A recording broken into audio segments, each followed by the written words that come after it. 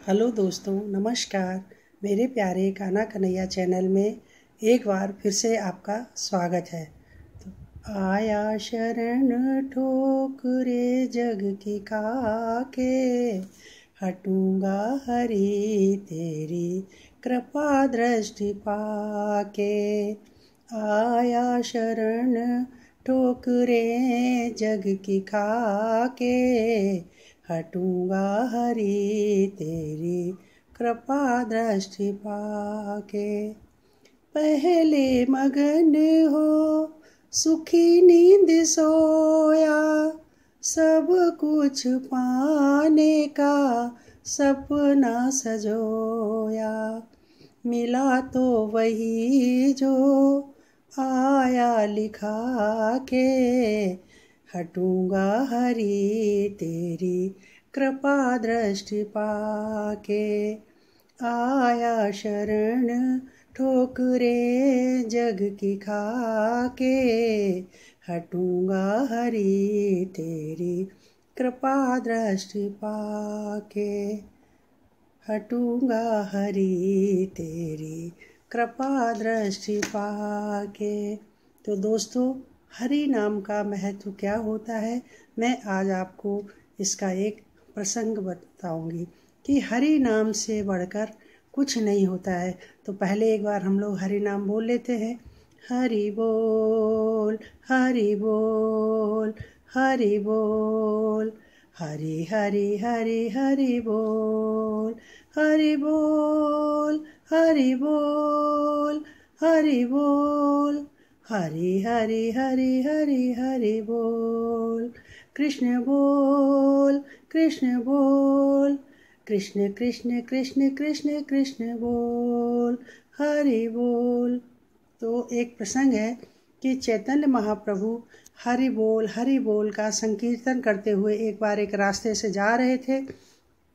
तो वो तो अपने धुन में, अपने उसमें मगन थे। हरि बोल, हरि बोल, हरि बोल नाचते गाते हुए जा रहे थे। और आपको मैंने एक बार बताया भी था कि चैतन्य महाप्रभु जो हैं वो राधा का ही अवतार है। उनका शरीर कृष्ण का है और आत्मा राधा की है। तो वो हरि नाम का कीर्तन करते हुए जा रहे थे। तो उधर से एक छाछ बेचने वाला, मट्ठा बेचने वाला जो था व्यक्ति जा रहा था। बोला, छाछ ले लो, छाछ ले लो, छाछ ले लो। तो चैतन्य महाप्रभु ने कहा, अरे भाई क्या बेच रहे हो? तो उसने कहा, मैं छाछ बेच रहा हूँ। तो चैतन्य महाप्रभु ने कहा, पिलाओगे क्या? उसकी सुबह से बौनी नहीं हुई थी छाछ बेचने वाले की। तो उसने कहा, हाँ हाँ, क्यों नहीं प्रभु, सोने पे सुहागा। आप पहले ग्राहक हो जो मुझे मिल गए हो छाछ लेने के लिए, ज़रूर पिलाऊंगा। तो उसने जैसे ही मटका सिर से नीचे उतारा, चैतन्य महाप्रभु ने मटका लिया और गट गट गट गट करके पूरा मटका पी गए। तो जो छाछ बेचने वाला था वो तो बहुत खुश हुआ। बोला, इधर उधर कहीं गर्मी में जाने की ज़रूरत ही नहीं पड़ेगी, एक ही बार में ग्राहक सब पी लिया और मुझे दूसरे ग्राहक को आवाज़ नहीं लगानी पड़ेगी। ऐसा कहते हुए चैतन्य महाप्रभु ने मटका उसके हाथ पे रख दिया और हरि बोल, हरि बोल, हरि बोल, हरि हरि हरि हरि बोल, ऐसे करते हुए गाते हुए आगे चले गए। उसने कहा, अरे सुनिए वहाँ से, सुनिए वहाँ से, इस छाछ की कीमत तो देते जाइए। वो पीछे पीछे भागा। चैतन्य महाप्रभु रुक गए। तो उसने कहा कि भाई आपने पूरा मटके का छाछ पी लिया है, मेरे इस छाछ की कीमत तो देते जाइए। चैतन्य महाप्रभु ने कहा, मैं तो फक्कड़ आदमी हूँ, मेरे पास तो कुछ भी नहीं है देने के लिए, मैं तो कुछ नहीं दे सकता हूँ। हाँ, अगर तुम चाहते हो तो मेरे साथ बोलो, हरि बोल, हरि बोल, हरि हरि हरि हरि बोल। तो वो आदमी ने जब तक मटका अपने सिर पे रखा तब तक चैतन्य महाप्रभु वहाँ से अदृश्य हो गए। तो वो आदमी भी क्या करता था, गर्मी थी तो उसने, और हाँ, चैतन्य महाप्रभु ने कहा कि पीछे हमारे चेले चपाटे आ रहे हैं, उनसे कुछ मांग लेना, शायद उनके पास कुछ हो। तो ऐसा कहते हुए तो वो वहाँ खड़ा हो गया। हरि बोल, हरि बोल, हरि हरि हरि हरि बोल, ऐसे गाता रहा। तो उसको कुछ समझ में नहीं आया। तब तक उधर से 4-5 व्यक्ति और निकले, वो भी ऐसे ही हरि नाम का संकीर्तन करते हुए जा रहे थे। वो भी कह रहे थे, हरि बोल, हरि बोल, हरि हरि हरि हरि बोल। तो उस छाछ वाले व्यक्ति कह रहे, रुको रुको, शायद तुम उन्हीं महात्मा जी के चेले चपाटे हो। उन्होंने मेरी पूरी मटकी का छाछ पी लिया और मुझे कुछ भी नहीं दिया। तुम हमें इसकी छाछ की कीमत तो दे जाओ। तो उस जो शिष्य था उसने बोला, अरे जब हमारे गुरु बिल्कुल फक्कड़ हैं, उनके पास कुछ भी नहीं है तो मेरे पास क्या, मैं तो और भी ज़्यादा फक्कड़ हूँ, मेरे पास तो एक भी पैसा नहीं है। मैं अगर कुछ दे सकता हूँ तो तुम भी मेरे साथ गाते हुए चलो, हरि बोल हरि बोल, हरि हरि हरि हरि बोल। तो वो तो जो थे शिष्य लोग तो ऐसे करके चले गए। उस आदमी ने सोचा क्या करूं, तो वो भी वहाँ खड़े खड़े उदास मन से बोलने लगा, हरि बोल हरि बोल, हरि हरि हरि हरि बोल। तो धीरे धीरे उसको लगा कि उसके मटके का वजन कुछ बढ़ रहा है। तो उसने सोचा कि मटका कैसे बढ़ रहा है, मटके का वजन कैसे बढ़ रहा है। सारा छाछ तो उन महापुरुष ने पी लिया है। वो वहाँ से पी के मुझे ठेंगा दिखा के चले गए और उनके शिष्य भी ठेंगा दिखा के चले गए। अभी मटके का वजन कैसे बढ़ रहा है। धीरे धीरे उस मटके का वजन इतना बढ़ गया, इतना बढ़ गया कि उसको सिर पे रखना मतलब असह्य हो गया। उस मटके का बोझ वो सह नहीं पा रहा था।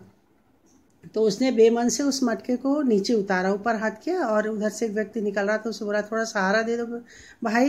उसने सहारा दिया तो मटका उसने नीचे रख दिया। सहारा देने वाला व्यक्ति चला गया तो जो छाछ बेचने वाला व्यक्ति था कि देखूं तो सही, उसने एक पैसा भी नहीं दिया और मटके का वजन ऐसे कैसे हो रहा। उसने छाछ के ऊपर वाला जो कपड़ा ढका हुआ था छाछ के ऊपर, उसको हटाया तो देखा उसमें हीरे जवाहरात मोती सब कुछ, जो कि सोना चांदी मोहरे सब कुछ उस मटके में भरा हुआ था। तो छाछ बेचने वाला बहुत आश्चर्यचकित हुआ। उसने बोला, उसने तो मुझे कुछ भी नहीं दिया, केवल उसने मुझसे हरि बोल हरि बोल, हरि हरि हरि हरि बोल, हरि बोलने के लिए बोला, हरि बोला तो मेरा मटका हीरे जवाहरात से भर गया। तो सोचो उनके स्पर्श से मेरा जीवन कैसे कितना संवर जाएगा, मैं कितना धनी हो जाऊंगा। ऐसे कहते कहते मटके को तो वहीं छोड़ दिया और भागा उनके पीछे पीछे। जब जाते जाते बहुत दूर भागता रहा, रास्ते में कहता जा रहा, हरि बोल हरि बोल, कृष्ण बोल राधे बोल, श्यामा बोल, हरि बोल। ऐसे कहते हुए भागते जा रहा था। भागते भागते एक जगह उसने चैतन्य महाप्रभु को पकड़ लिया और उनके पैरों पे गिर गया। जैसे ही उनके पैरों का स्पर्श हुआ तो वो तो स्वयं भगवान के अवतार थे। गिर गया तो उसका पूरा मन बदल गया और उस दिन के बाद वो चैतन्य महाप्रभु के शिष्यों में शामिल हो गया। उसका पूरा जीवन हरि बोल हरि बोल हरि बोल करने में ही लग गया, सार्थक हो गया। तो मेरे कहने का मतलब है, ये संसार की सारी धन दौलत कुछ भी नहीं है। अगर सच्चे गुरु, सच्चे संत, सच्चे परमात्मा का हमको सानिध्य मिल जाता है, उनकी कृपा, उनका आशीर्वाद हमारे ऊपर हो जाता है, तो हमारा जीवन तो वैसे ही हीरे जवाहरात से भी बढ़कर हो जाता है कि बड़े भाग मानुष तन पावा। बहुत भाग्य के बाद, बहुत अच्छे कर्मों के बाद हमको ये मनुष्य शरीर मिलता है। इस शरीर को हम ऐसे ही गंवा दें तो ये तो अच्छी बात नहीं होगी। हमें सच्चे गुरु का, सच्चे संत का यदि आशीर्वाद मिल जाता है, साथ मिल जाता है, तो इससे बढ़कर और क्या बात हो सकती है। तो उस छाछ बेचने वाले का जो जीवन था सार्थक हो गया, केवल एक सच्चे गुरु के सानिध्य में आने से, सच्चे संत के सानिध्य में आने पे। तो हमें अगर मन में चाह है, अगर चाह नहीं है, चाहे अनचाहे, मन या बेमन से यदि हमें किसी अच्छे पुरुष का साथ मिल जाता है तो हमें उसके पद चिन्हों पे चलकर उसकी दिए हुए वाणी मतलब वचनों पर, उसके दिए हुए वाणी के द्वारा वचनों पर, उसके दिए हुए शब्दों पर अमल करना चाहिए, तो हमारा जीवन सार्थक हो जाता है। तो इसीलिए कहा गया है, कह रही हूँ मैं कि भिखारी द्वार का तेरे तेरे दर पे आना है, पता फिर छोड़ कर पूछो मुझे किस दर पे जाना है।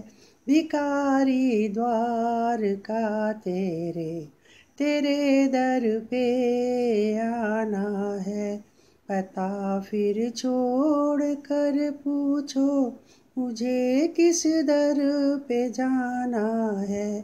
भिखारी द्वार का तेरे।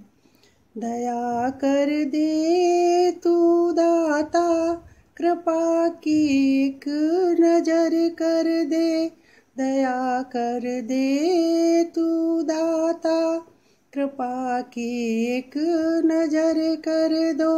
शरण ले लो मुझे भगवन, शरण ले लो मुझे भगवन। हृदय को प्यार से भर दो, हृदय को प्यार से भर दो। भिखारी द्वार का तेरे, तेरे दर पे आना है। पता फिर छोड़ कर पूछो, हमें किस दर पे जाना है। भिखारी द्वार का तेरे। तो दोस्तों, मैं यही कहना चाहती हूँ कि यदि आपको सच्चे गुरु, सच्चे संत, सच्चे परमात्मा का साथ मिलता है, सानिध्य मिलता है, तो आप उसके दर के भिखारी बनकर रहें, तो फिर आपका जीवन सार्थक हो जाता है। चाहे अनचाहे मन बेमन से या प्यार से, श्रद्धा से, अगर बेमन से भी आप लेंगे तो धीरे धीरे आपके मन में श्रद्धा और प्रेम उन प्रभु के प्रति जागृत हो जाता है, और उस प्रभु का हरि नाम लेने से फिर हमारा जीवन सार्थक हो जाता है, कांतिमय हो जाता है, और फिर इसके आगे कुछ भी नहीं है। तो मेरा कहने का यही मतलब है, प्रभु के चरणों का, गुरु के चरणों का, संत के चरणों के, उनके दर का भिखारी बनकर रहें। प्रभु नाम लेते रहें मन में 24 घंटे, नहीं तो 1 घंटा, 2 घंटा, आधा घंटा, जो 2 पल, जितना भी आपको टाइम मिलता है, आप हरि नाम जरूर लें, तो आपका जीवन सार्थक हो जाएगा। आपके जीवन में कभी कष्ट तो आएगा ही नहीं। तो मेरा ये छोटा सा प्रसंग यदि आपको अच्छा लगा हो तो प्लीज़ मेरे चैनल को लाइक करें, शेयर करें, सब्सक्राइब करें। राधे राधे।